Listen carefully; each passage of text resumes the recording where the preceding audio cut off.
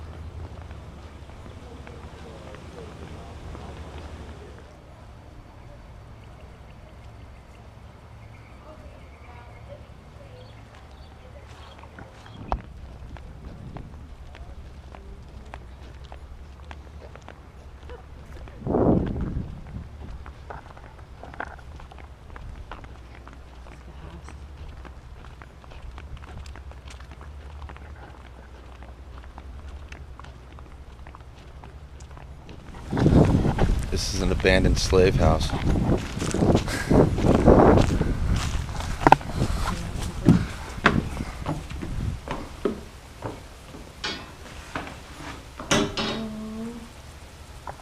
Slave cat.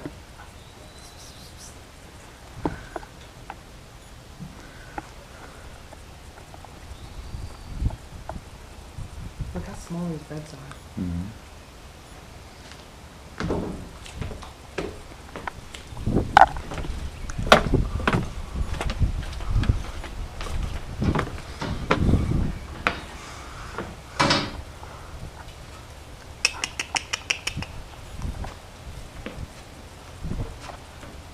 They all look like this? I guess so, right? Probably all a little different. What? Probably all a little different.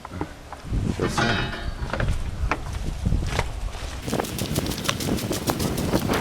Go in from the other side.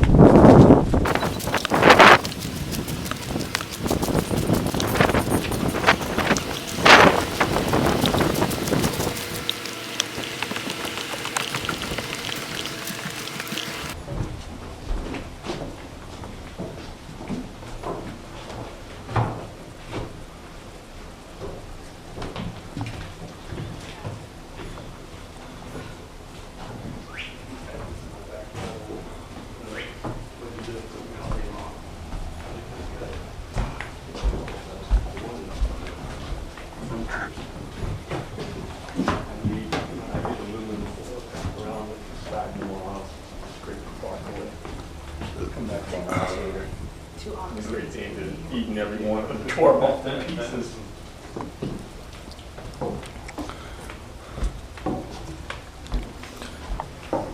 Got 5 minutes to be back to the store. This is the time of the Creoles.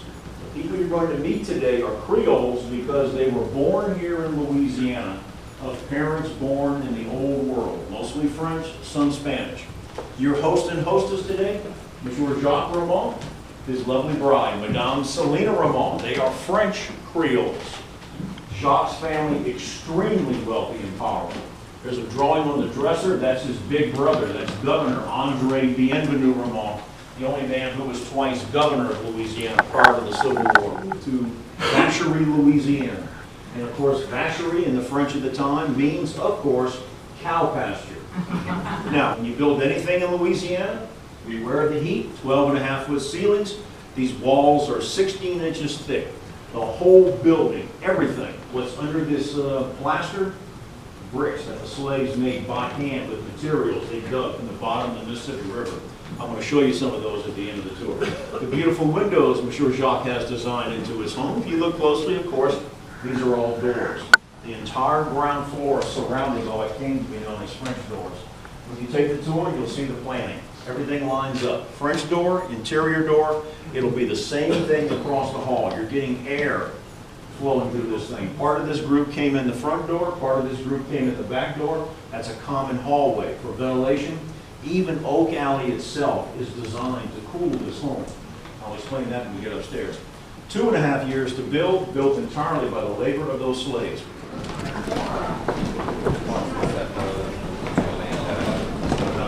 Come on in, make a big circle around the table.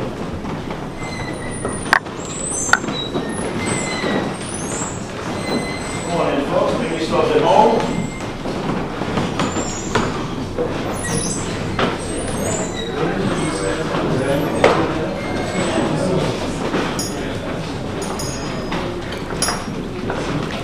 Some of you come down this side, as in the left. Hidden vents.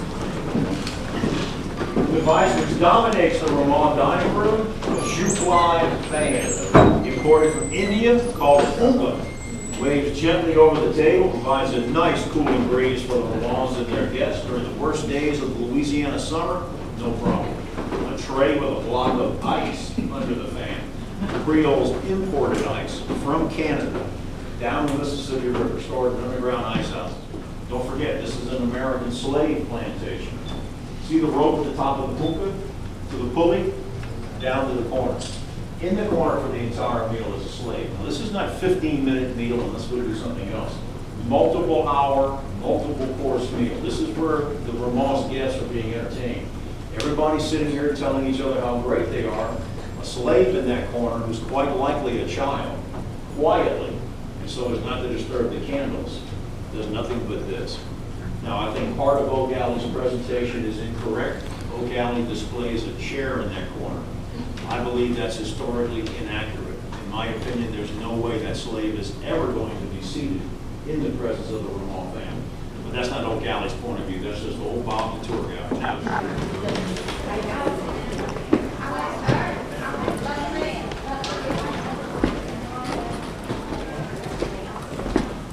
First room on your left is that multiple use room, the funeral room. You can go on up to the rope, and across the hall is the children's room.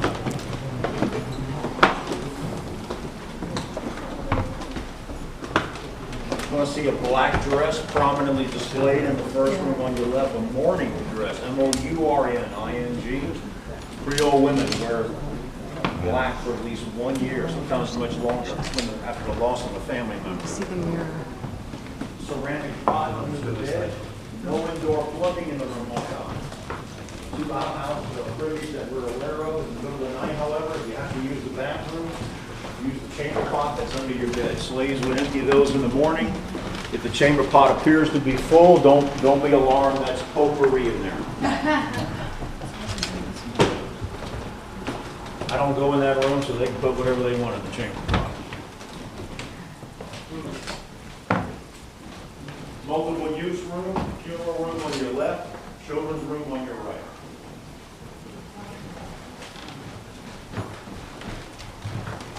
After you've had a chance to view the 2 rooms, please feel free to proceed on down the hall.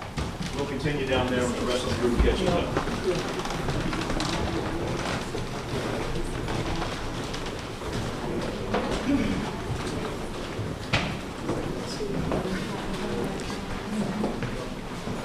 Any suggestions about getting 6 children in that room?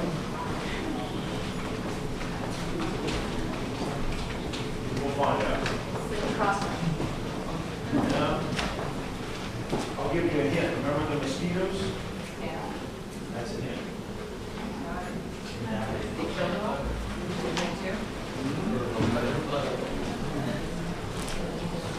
It's not what they would take out of you. Remember this room? No, it's not all this stuff.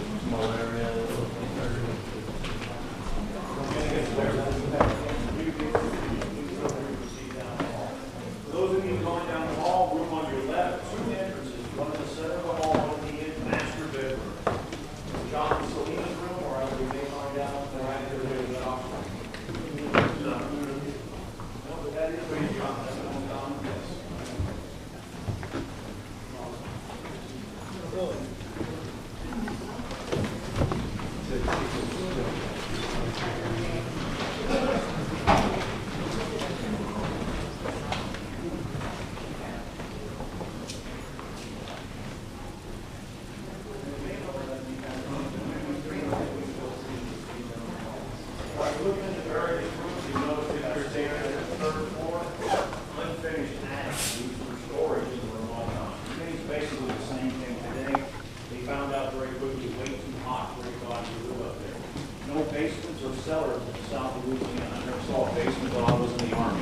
You dig a basement down here, you are putting in an in-ground pool.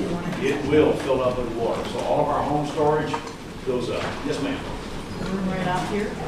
Lady has inquired about the doors. You'll notice 2 doors off all of the bedrooms. Now you see these 2 alcoves right here? These were, during the remote time, extra rooms. An upstairs sitting room for the ladies, one for the gentlemen. The final private owner of the 20th century, she wanted a bathroom and closets. Oh, okay. So she closed these 2 rooms off, and then you'll see that we have doors that open into these rooms. Those doors lead to modern bathrooms and closets. Got it. But during the Vermont time, these would have been sitting rooms, also used as spare bedrooms for guests. Oak Alley. Okay, let's step outside. I work here 4 or 5 days a week. I never get tired of looking down that alley.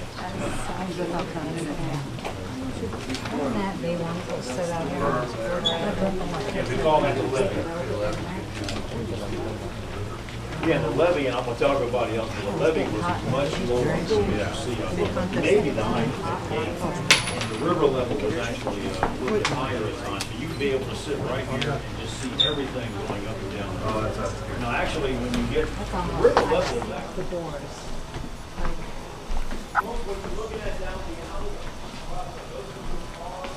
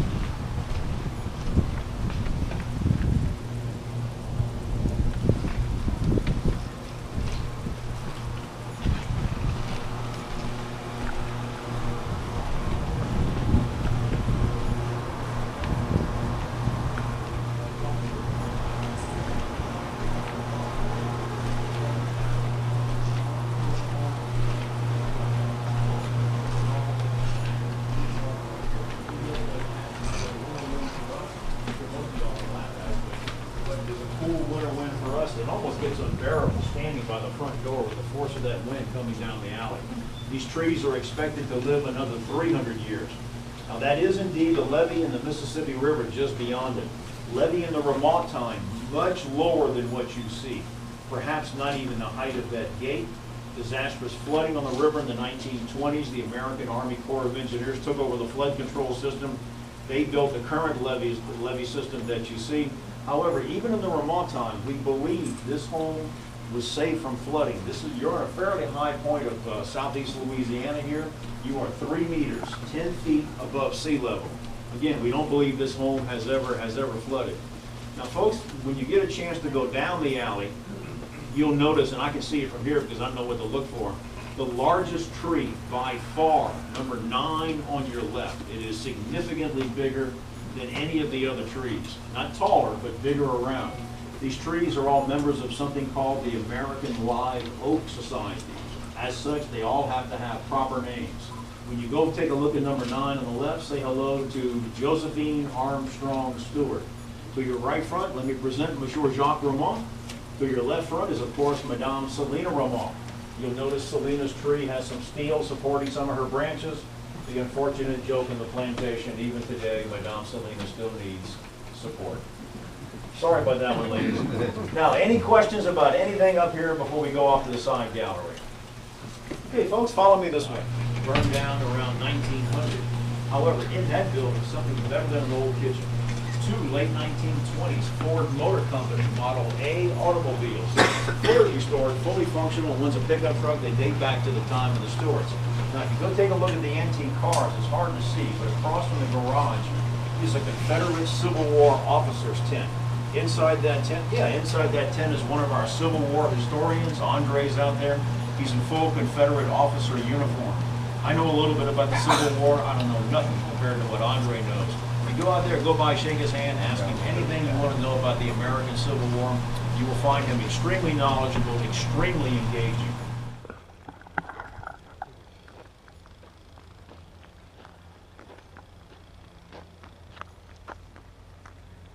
It's our anniversary today. 5 years. goodness. Going strong. What? I love you, baby.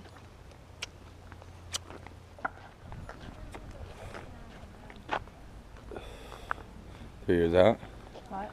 3 years out? What? You 3 years out? Yeah. You want to go this way around?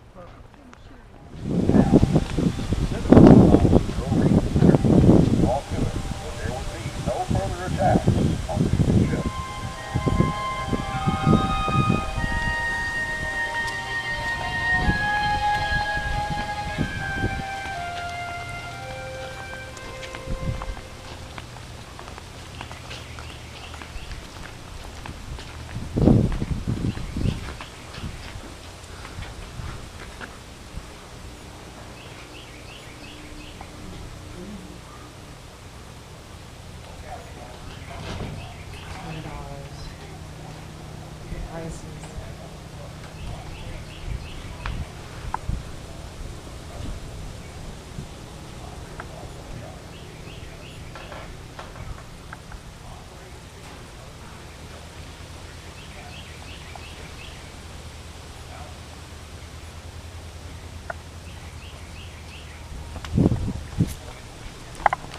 Let's go through that.